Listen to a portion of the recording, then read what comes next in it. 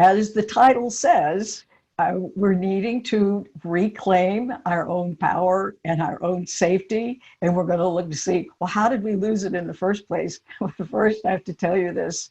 I got a letter a couple of days ago, not a letter, an email from somebody I have no idea who, not on our mailing list or anything. And she was very worried about me because she said, I'm afraid you've been duped by this Course in Miracles, that it's, I don't know, but she was very concerned. Did I really, really know that Bill Thetford person? And I thought, I'm about to celebrate 43 years with the Course in Miracles, so I'm pretty sure that if I were being duped, I would have found out about this a long time ago. But I loved it that she wrote, because it's such a great word. It's like, we, in fact, have been duped. Not deliberately, not on purpose, but in fact, we have. And so we look at the pandemic that we're in right now, and people go, I hate this. I don't want to be at home. I don't like the way I feel, and so on and so forth. And so we need to be very clear about lesson number 5 that says, I'm never upset for the reason I think. And a large majority of people would say, yes, I do too. No, I'm upset because of this pandemic. It's like, nope, it's revealing upset. It's not causing upset.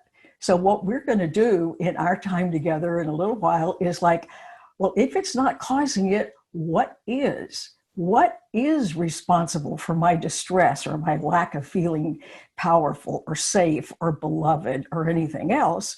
So we're going to look at it, and then what do I do about it once I discover where it comes from? And then once I can begin to allow some healing to occur, how do I maintain it? It's not unlike having a physical illness where you get diagnosed, something is prescribed to fix it, and then how do you maintain your health? It's just the very same thing. And another way to say this, because I like visual things, is if you plant seeds underground, stuff goes on underground, you don't know what that is, but you discover as the plants show up above ground, it's like, oh, that's a rose bush, that's a carrot plant, or that's a palm tree.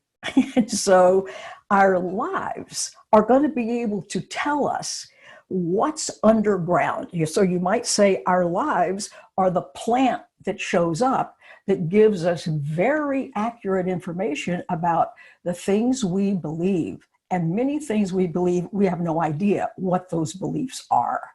So our world is going to help us uncover that. And this time we're in now, I hope you will find, will turn out to be a great blessing, because it's going to drive us inward in a way that perhaps hasn't happened up to this point. So you can remember that the lessons are to, in a sense, pull out these seeds underground that are growing up as a life I don't like, and allow me to plant new seeds.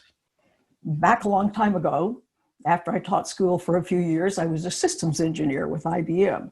I know a lot about programming, how it's written, how to debug it, what you have to do to get things functioning the way you like. And our brain is like a biocomputer, and it's got stuff in there that's giving us results we don't like.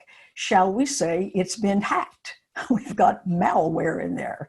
It's not evil, but they are stumbling blocks. They are getting in our way. They're causing the distress we feel.